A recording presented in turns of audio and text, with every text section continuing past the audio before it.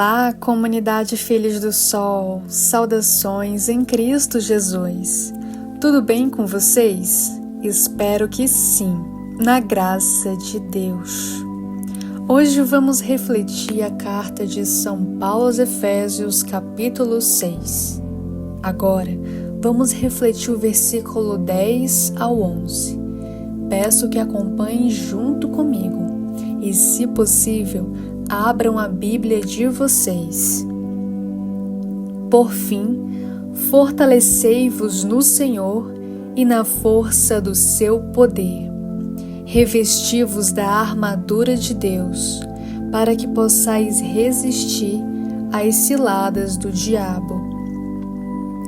Quando ouvimos a expressão armadura de Deus, nossa imaginação quase sempre nos leva à figura de um soldado romano, equipado para a guerra.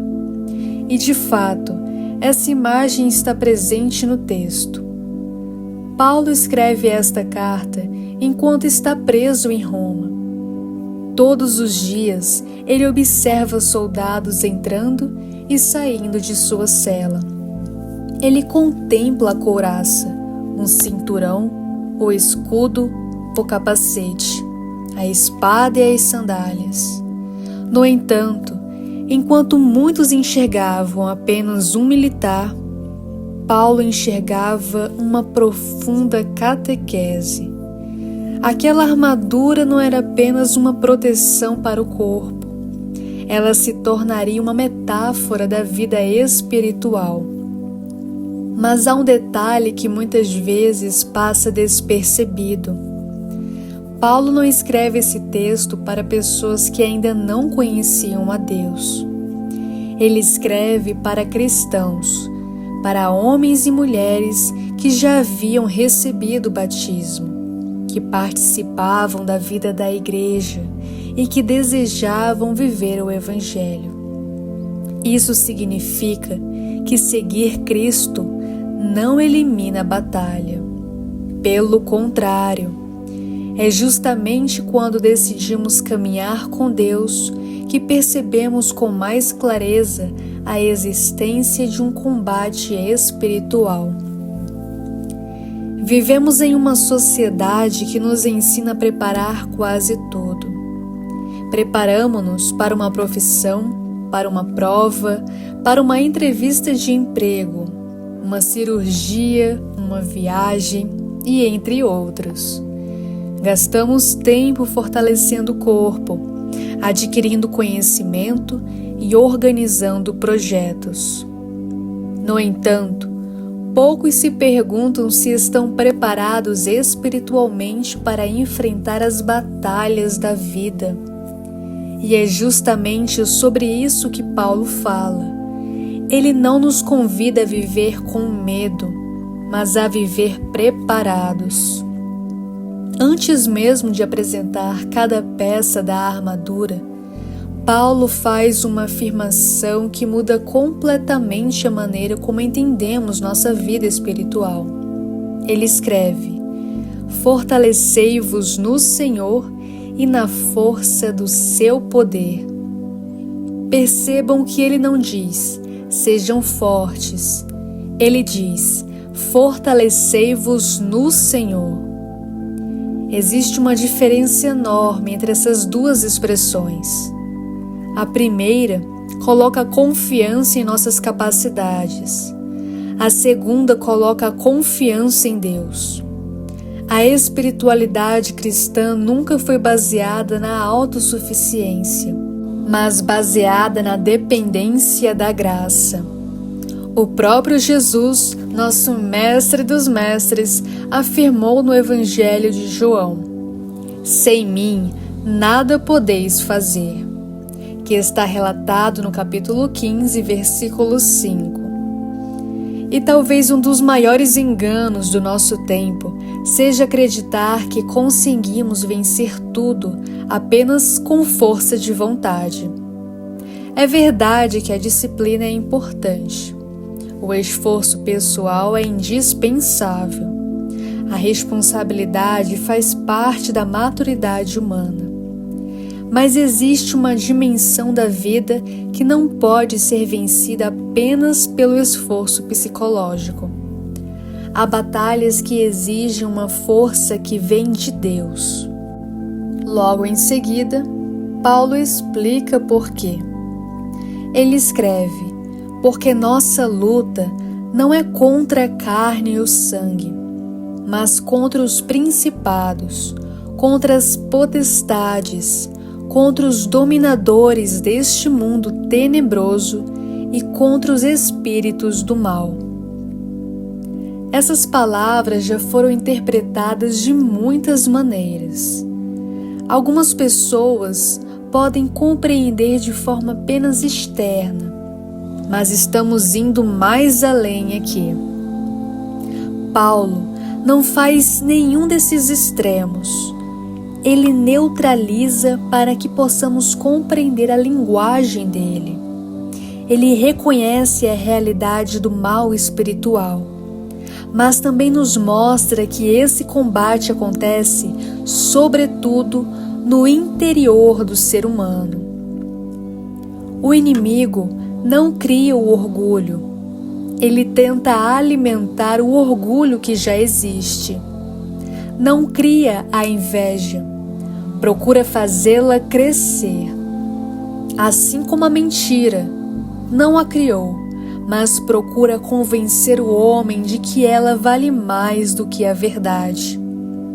O combate espiritual acontece porque existe um coração humano que precisa decidir, todos os dias, entre permanecer em Deus ou afastar-se dele. Por isso, talvez a maior batalha da nossa vida não esteja ao nosso redor, mas dentro de nós. É muito mais fácil identificar os defeitos dos outros do que reconhecer as próprias fraquezas. É muito mais confortável responsabilizar as circunstâncias do que admitir que muitas vezes somos vencidos pelas nossas próprias escolhas. Meus irmãos de fé, a Bíblia Sagrada confirma essa realidade desde o início. No livro do Gênesis, a serpente não obriga Eva a pecar. Ela primeiro modifica a maneira como Eva pensa. Antes de existir uma desobediência, existe uma mudança de pensamento. Antes do pecado, houve uma distorção da verdade. Isso continua acontecendo hoje. Toda mudança de comportamento começa por uma mudança de pensamento. A psicologia contemporânea confirma aquilo que a palavra de Deus já ensina há séculos. Os nossos comportamentos são influenciados pela maneira como interpretamos a realidade. Um pensamento repetido muitas vezes torna-se uma crença. Uma crença alimenta emoções. Emoções repetidas geram hábitos, e os hábitos, pouco a pouco, moldam o caráter. É exatamente por isso que Paulo insiste tanto na renovação da mente.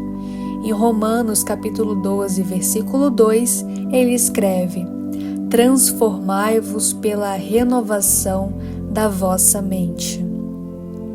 Percebam que ele não fala apenas em mudar atitudes, ele fala em renovar a mente. Porque ninguém muda verdadeiramente apenas controlando comportamentos. A verdadeira transformação acontece quando Deus alcança a raiz dos nossos pensamentos. É por isso que o maior campo de batalha do cristão é a mente. É ali que nasce a dúvida, meu irmão de fé, que nasce o medo, o orgulho, a desesperança, a tentação.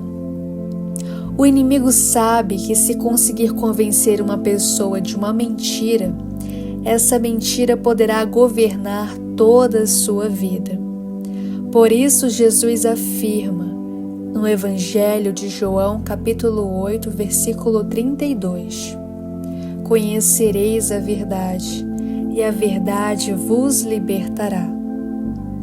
A liberdade cristã começa quando permitimos que a verdade de Deus substitua as mentiras que alimentamos sobre nós mesmos, sobre os outros e sobre o próprio Senhor. É nesse contexto que Paulo faz um convite extraordinário: revesti-vos da armadura de Deus. Observem cuidadosamente a expressão. Ele não diz: construam a própria armadura sozinhos. Ele diz: revesti-vos da armadura de Deus. Isso significa que essa proteção não nasce de nós. Ela é um dom oferecido por Deus, mas que exige uma resposta livre. Deus oferece a armadura, mas cabe ao cristão decidir vesti-la todos os dias. E há outro detalhe importante. Paulo não diz: escolham a peça que mais gostam. Ele insiste: tomai toda a armadura de Deus. Porque uma vida espiritual não pode ser construída pela metade. Não basta conhecer a palavra e não viver a verdade. Não basta rezar e abandonar a justiça. Não basta possuir fé e negligenciar a paz. Todas as peças estão interligadas, porque todas apontam para uma única realidade: a vida em Cristo. É interessante perceber que no Antigo Testamento, o próprio Deus é apresentado como um guerreiro justo. Em Isaías capítulo 59, versículo 17, lemos: vestiu-se de justiça, como de uma couraça, e colocou o capacete da salvação sobre a cabeça. Paulo retoma essa imagem para mostrar que o cristão participa da própria vitória de Deus. A armadura não representa violência, mas fidelidade. Não serve para atacar pessoas, mas para permanecer firme diante do mal. E talvez seja justamente essa palavra que mais se repete em todo o texto, meu irmão de fé: permanecer. Paulo não escreve para formar cristãos espetaculares. Ele escreve para formar cristãos perseverantes. Porque quem permanece em Deus já está vencendo a batalha mais importante. É importante compreender que ele não está descrevendo apenas objetos militares. Cada elemento representa uma virtude que precisa ser cultivada diariamente. Não existe armadura pronta para quem não deseja uma vida de conversão sincera. A primeira peça é o cinturão da verdade. O cinturão era a primeira peça que o soldado romano colocava. Ele sustentava toda a armadura e permitia liberdade de movimentos. Sem ele, as demais peças perdiam estabilidade. Não é por acaso que Paulo inicia pela verdade. Toda a vida cristã começa por ela. Vivemos em um tempo em que a verdade muitas vezes é tratada como opinião. Cada pessoa cria sua própria versão da realidade. No entanto, Jesus não disse: eu ensino uma verdade. Ele declarou: eu sou o caminho, a verdade e a vida. Que está no Evangelho de João, capítulo 14, versículo 6. A verdade não é apenas um conceito, é uma pessoa, é o próprio Deus. Mas existe uma mentira muito perigosa que carregamos dentro de nós. A mentira sobre quem somos. Quantas vezes nos definimos pelos nossos fracassos, pelos nossos medos ou por nossos pecados? A palavra de Deus nos recorda que nossa identidade não nasce dos nossos erros, mas do amor de Deus, pois somos a imagem e semelhança de Deus. A mentira aprisiona, a verdade liberta. Sabemos que os pensamentos repetidos moldam comportamentos, e quando alimentamos pensamentos falsos, começamos a viver como se eles fossem reais. Por isso Paulo inicia pela verdade. Sem ela, toda a estrutura espiritual perde o equilíbrio. Em seguida, Paulo fala da couraça da justiça. A couraça protegia os órgãos vitais, especialmente o coração. Na Escritura, o coração não representa apenas o sentimento, mas o centro das decisões humanas. É do coração que saem as intenções, os desejos e as escolhas. Em Provérbios lemos: guarda teu coração, porque dele procedem as fontes da vida, que está no capítulo 4, versículo 23. Então, quando ele fala da justiça, não está apenas se referindo ao cumprimento de leis. A justiça bíblica significa viver em retidão diante de Deus. É permitir que nossas decisões sejam guiadas pelo Evangelho e não pelos impulsos do momento. O coração humano é um campo fértil. Nele podem crescer virtudes ou vícios. E com isso estamos refletindo que as emoções não governadas, elas influenciam diretamente nossas decisões.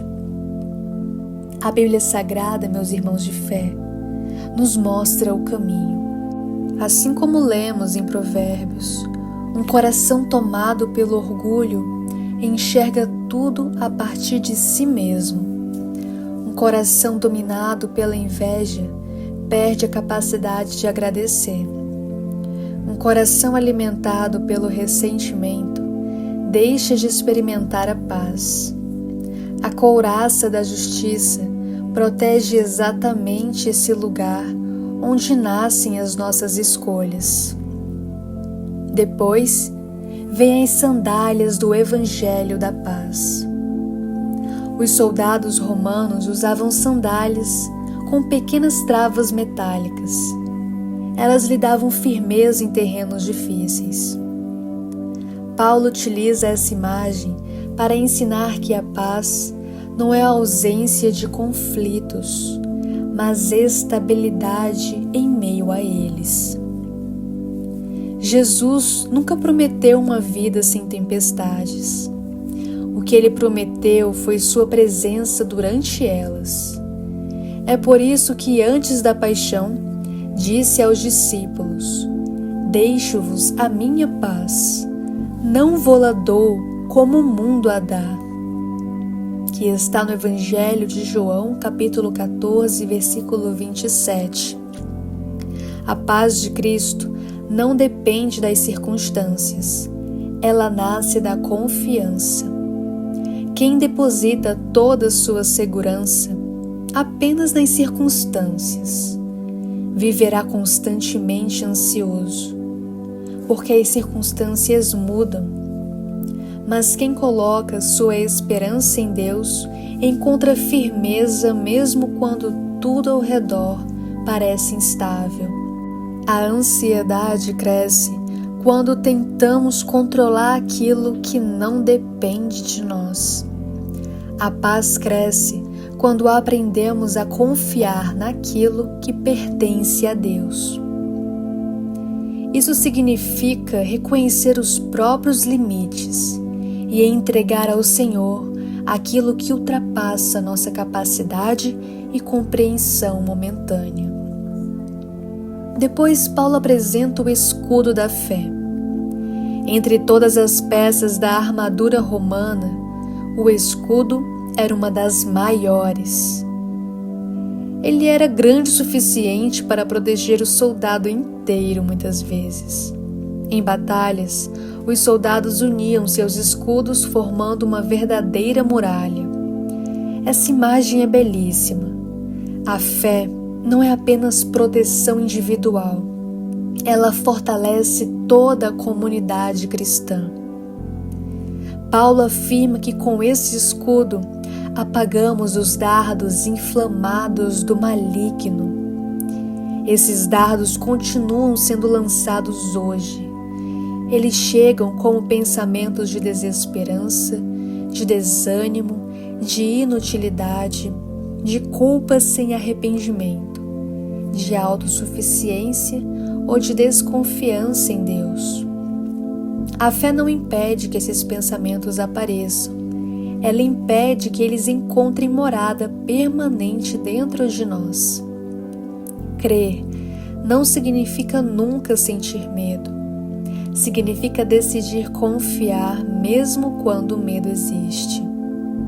Abraão acreditou antes de ver. Moisés caminhou antes de enxergar o mar aberto. Pedro só conseguiu andar sobre as águas enquanto manteve os olhos fixos em Cristo. A fé sempre nos convida a caminhar antes que todas as respostas apareçam. E em seguida, Paulo fala do capacete da salvação. O capacete protege a cabeça, e a cabeça simboliza a nossa mente. Nunca houve uma geração tão bombardeada por informações como a nossa. Recebemos milhares de estímulos todos os dias. Somos constantemente convidados a comparar nossas vidas, buscar aprovação e construir uma imagem perfeita. A ironia é que a geração que mais sabe, mais procura conhecer a saúde mental, é a que menos tem. Nesse contexto, proteger a mente tornou-se um desafio espiritual. Romanos 12 nos lembra: transformai-vos pela renovação da vossa mente. A mente precisa ser educada pela palavra. Pensamentos desordenados produzem uma vida desordenada. Por isso é tão importante vigiar aquilo que alimentamos diariamente. Tudo aquilo que vemos, ouvimos e repetimos deixa marcas em nossa inteligência e influencia nossas escolhas. Por fim, Paulo apresenta a única arma ofensiva, a espada do Espírito, que é a palavra de Deus. Mas por que a única arma ofensiva da armadura? Vocês vão entender. Mas agora vamos primeiro focar que Jesus, ele enfrentou as tentações no deserto, respondendo sempre com as Escrituras. Ele poderia ter recorrido ao seu poder divino de inúmeras formas, mas escolheu mostrar que a palavra é suficiente para vencer a mentira. Quem conhece a palavra reconhece com mais facilidade aquilo que não vem de Deus. A ignorância das Escrituras torna o coração vulnerável. Não basta possuir uma Bíblia em casa, meus irmãos de fé. É necessário permitir que ela habite o coração. A palavra ilumina a inteligência, orienta as decisões e fortalece a vontade em Deus. Depois de apresentar toda a armadura, Paulo surpreende seus leitores. Esperaríamos que o texto terminasse ali, mas ele acrescenta algo essencial. Orai em todo tempo no Espírito. Por isso vemos que a palavra de Deus é como uma espada afiada de 2 gumes, capaz de penetrar nossos pensamentos. A palavra de Deus tem uma força imensa e a oração não aparece como mais uma peça da armadura, porque ela é aquilo que mantém toda a armadura viva. Sem oração, a verdade se torna teoria, a fé enfraquece, a paz desaparece, a palavra deixa de produzir frutos. Orar não é fugir da realidade, é permitir que Deus transforme a maneira como enfrentamos a realidade. E essa passagem, a grande mensagem de Efésios capítulo 6.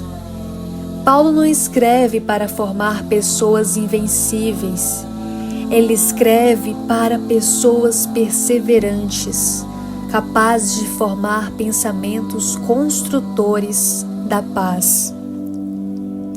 Em nenhum momento ele promete que o cristão nunca cairá, mas ele deixa claro que existe graça suficiente para permanecer de pé. E isso é muito mais difícil do que parece. Permanecer exige fidelidade quando ninguém está vendo. Exige escolher a verdade quando a mentira parece mais fácil. Exige guardar o coração quando tudo convida ao egoísmo. Exige confiar quando as respostas ainda não chegaram. Exige continuar rezando, mesmo quando Deus parece silencioso. No fim, compreendemos que a armadura não é apenas um conjunto de virtudes. Ela aponta para a própria vida de Cristo. Quanto mais nos aproximamos dele, mais revestido estamos. Quanto mais nos afastamos, mais vulneráveis nos tornamos. A maior vitória do cristão não é vencer uma batalha extraordinária, mas acordar todos os dias e decidir mais uma vez pertencer a Cristo. E que ao final desta reflexão possamos nos perguntar: qual parte da minha armadura tem permanecido descoberta? Em que área da minha vida tenho confiado mais em mim do que em Deus? Quais pensamentos preciso entregar ao Senhor para que sejam renovados pela sua verdade? Que hoje escolhamos nos revestir da armadura de Deus, não por medo da batalha, mas porque sabemos que aquele que nos chama é fiel. E quando caminhamos revestidos de Cristo, descobrimos que nenhuma luta tem a palavra final, porque a última palavra sempre pertence a Deus. Amém. Muito obrigada por me ouvir. A voz é minha, mas a palavra é de Deus. Eu não tenho ouro e nem prata, mas o que eu tenho, eu dou. A oração e a reflexão. E se você gostou dessa reflexão sobre a armadura do cristão, clica no gostei, se inscreve no canal e compartilha com as pessoas que você ama. Pois é muito bom, não é? Partilharmos juntos a palavra de Deus, que nos restaura, nos sustenta, nos vivifica. Nosso pão da vida. E claro, podem enviar também orações, comentários, testemunhos. É uma bênção de Deus podermos orar diariamente. Comunidade unida, Deus proverá. Uma família orando pela outra, Deus proverá sempre. Deus provê, Deus proverá, e sua misericórdia jamais faltará. Amém. Manaim, lugar de paz. Feliz dia de hoje.